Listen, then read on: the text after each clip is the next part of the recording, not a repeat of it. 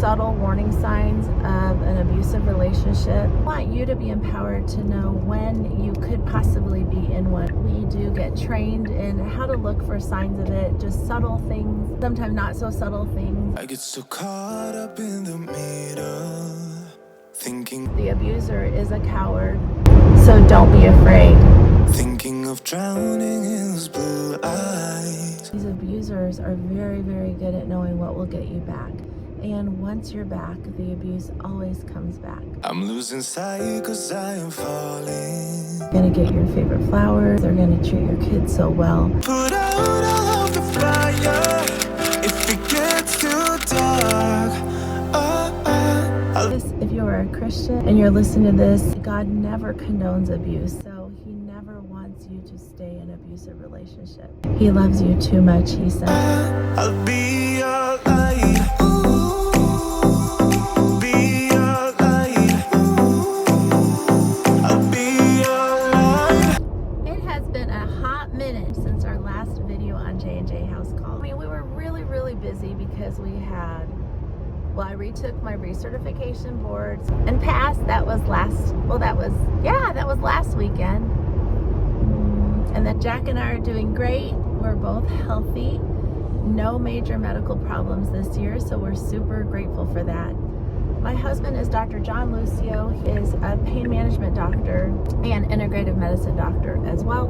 I'm Dr. Jennifer Sue, and I'm an integrative gynecologist, gynecology surgery, sexual health for both men and women, and hormone replacement for both men and women.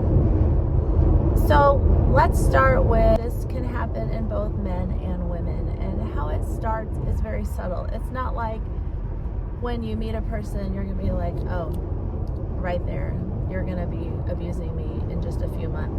You can't really tell. Sometimes it's just so subtle, and that's how I kind of get trapped into these relationships.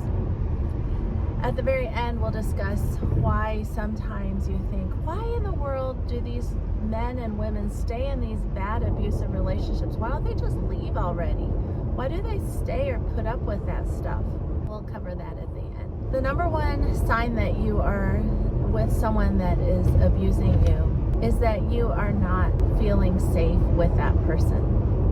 Physical safety, it means emotional and psychological safety.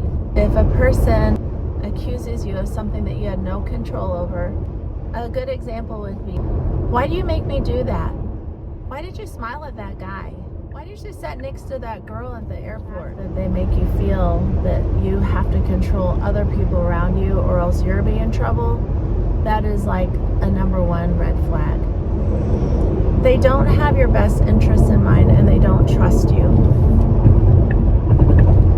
If someone's making you feel bad for something that you had no control over, and by those examples I mean, if you have a set seat on the plane and somebody sits next to you and your partner gets mad at you for sitting next to them, that's something you didn't have control over. If they start grilling you about, oh, well, would you have gone out with them? Did you think they were cute? What, did you flirt with them the whole trip? Like, that stuff is just not appropriate. It's crossing many personal boundary lines. And you'll know it because you will not feel safe. You won't feel safe because they don't think the best of you. If you have a healthy relationship and somebody sits next to you that flirts with you, that you might find attractive, they trust, they have self-confidence in to know that there are many more attractive people that will possibly sit next to you because this world is made of many billion people, and it is not your fault that you are attracted to some. I mean, you're going to go out and have an affair with them. The second warning sign that you could be with an abusive person is that you start limiting your relationships that you used to spend lots of time with, whether it be your good friends, your parents, your pets. When they start to limit the amount of time you spend with them, and it's not that they say, hey, I only want you to spend an hour a day with your dog.